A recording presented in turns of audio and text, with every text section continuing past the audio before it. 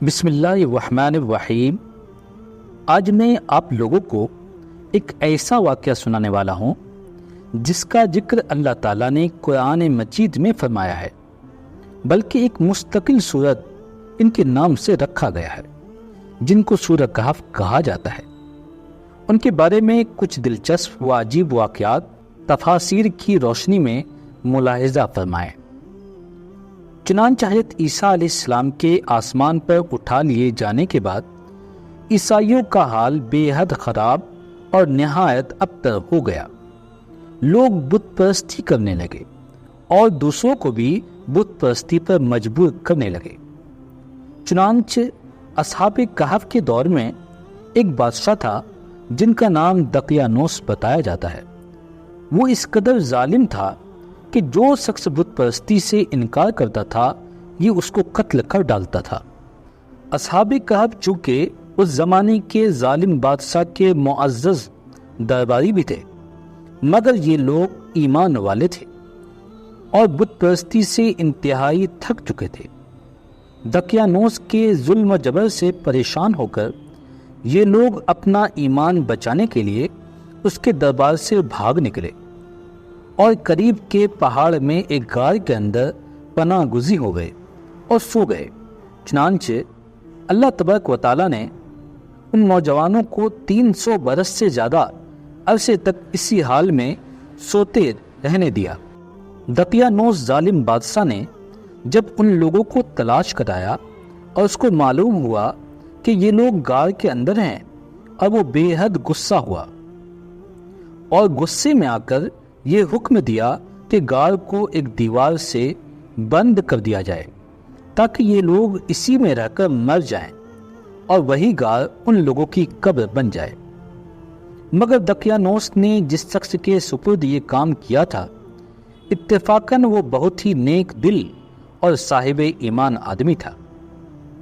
اس نے اصحاب کہف کے نام، ان کی تعداد اور ان کا پورا واقعہ ایک تختی پر لکھ کر تانبے کے صندوق کے اندر رکھ کر دیوار کی بنیاد میں رکھ دیا، اور اسی طرح کی ایک تختی شاہی خزانے میں بھی محفوظ کرا دی۔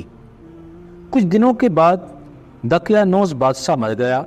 اس کے بعد کئی سلطنتیں بدلتی رہیں، بادشاہ آتے رہے اور جاتے رہے، یہاں تک کہ ایک نیک دل اور انصاف پسند بادشاہ جس کا نام بیدروس تھا تخت نشین ہوا، یعنی بادشاہ بنا، جس نے 68 سال تک بہت شان و شوکت کے ساتھ حکومت کی۔ اس کے دور میں مذہبی فرقہ بندی شروع ہو گئی۔ بعض لوگ مرنے کے بعد اٹھنے اور قیامت کا انکار کرنے لگے۔ قوم کا یہ حال دیکھ کر بادشاہ رنج و غم میں ڈوب گیا اور وہ تنہائی میں ایک مکان کے اندر بند ہو کر اللہ تبارک و تعالیٰ کے دربار میں نہایت بے قراری کے ساتھ گریہ وزاری کر کے دعائیں مانگنے لگا کہ اے خدا، کوئی ایسی نشانی ظاہر فرما دے تاکہ لوگوں کو مرنے کے بعد زندہ ہو کر اٹھنے اور قیامت کا یقین ہو جائے۔ چنانچہ اللہ عز و جل نے بادشاہ کی دعا یوں قبول فرمائی کہ ایک چرواہے نے اپنی بکریوں کے آرام کے لیے اس غار کو چنا اور لوگوں کے ساتھ مل کر غار کے منہ پر بنی دیوار کو گرا دیا۔ دیوار گرتے ہی لوگوں پر ایسی ہیبت طاری ہوئی کہ سب وہاں سے بھاگ کھڑے ہوئے۔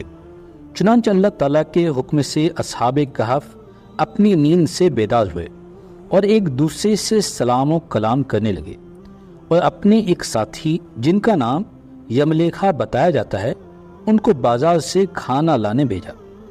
جب یملیکھا بازار پہنچے تو یہ دیکھ کر حیران رہ گئے کہ شہر میں ہر طرف اسلام کا چرچا ہے، یہاں تک کہ لوگ اعلانیہ طور پر حضرت عیسیٰ علیہ السلام کا کلمہ پڑھ رہے ہیں اور ان کی تعلیمات پر عمل بھی کر رہے ہیں۔ اس کشمکش میں یملیکھا نے کھانے کے عوض اپنے زمانے کے سکے دکاندار کو دیے۔ دکاندار نے جب یہ سکے دیکھے تو اسے شک ہوا کہ شاید اس شخص کو پرانا خزانہ مل گیا ہے، لہٰذا اس نے یملیکھا کو سپاہیوں کے سپرد کر دیا۔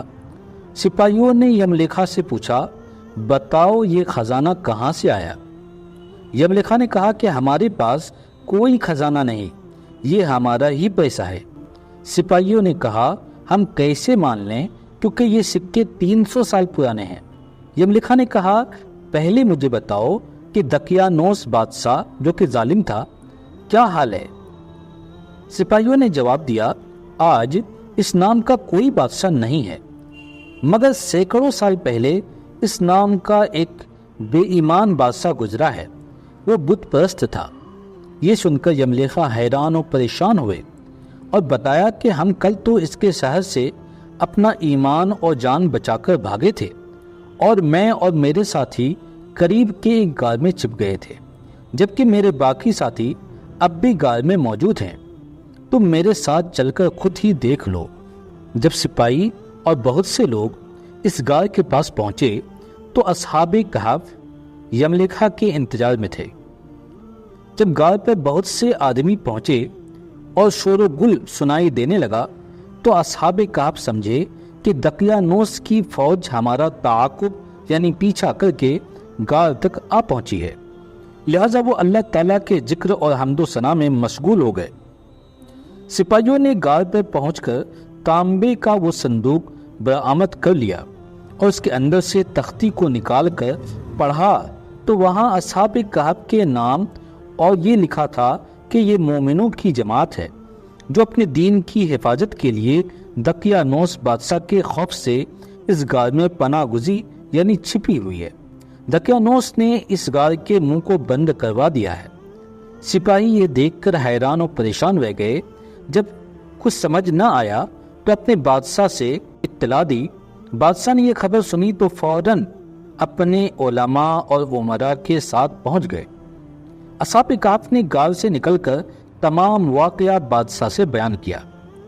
چنانچہ وہ نیک بادشاہ اللہ تعالیٰ کے دربار میں سجدہ ریز ہوا اور اللہ تعالیٰ کا شکر ادا کیا کہ اے اللہ میری دعا قبول ہوئی، اور آپ نے ایسی نشانی ظاہر فرمائی کہ انسان موت کے بعد زندہ ہونے کا یقین ضرور کرے گا۔ اس کے بعد اصحاب کہف نے بادشاہ کو دعا دی اور سلام کرنے کے بعد دوبارہ اسی غار میں واپس چلے گئے اور دوبارہ واپس جا کر سو گئے، اور اسی حالت میں اللہ تعالیٰ نے انہیں موت دے دی۔ بادشاہ نے اسی غار میں ان کی قبریں بنوا دی اور سالانہ ایک دن مقرر کر دیا جب لوگ اصحاب کہف کی قبروں کی زیارت کے لیے آیا کرتے تھے۔ یہاں پہ کچھ باتیں میں آپ کو بتانا چاہتا ہوں کہ اصحاب کہف کون ہیں۔ تو وہ کچھ نوجوان تھے جن کو اصحاب کہف کہا جاتا ہے، اور یہ ایک مصلحت تھی۔ 300 سال تک اللہ تعالیٰ نے ان کو اسی حال میں سلا دیا۔ 309 سال کے بعد جب ایک بادشاہ آیا جو کہ نیک تھا، اللہ پر یقین رکھنے والا تھا، ان کے زمانے میں لوگوں کا عقیدہ ایسا ہو گیا تھا کہ وہ آخرت پہ یقین نہیں رکھتے تھے۔ یعنی ان لوگوں کا ماننا یہ تھا کہ جب ہم مر جائیں گے تو دوبارہ کیسے زندہ ہوں گے۔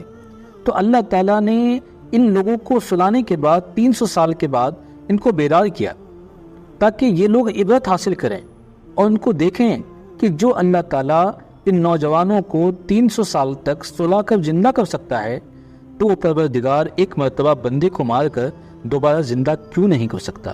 تو گویا اللہ تعالیٰ اپنی نشانی بتانا چاہتے ہیں اور اس کو قرآن مجید میں بہت ہی اچھے طریقے سے بیان کیا گیا ہے۔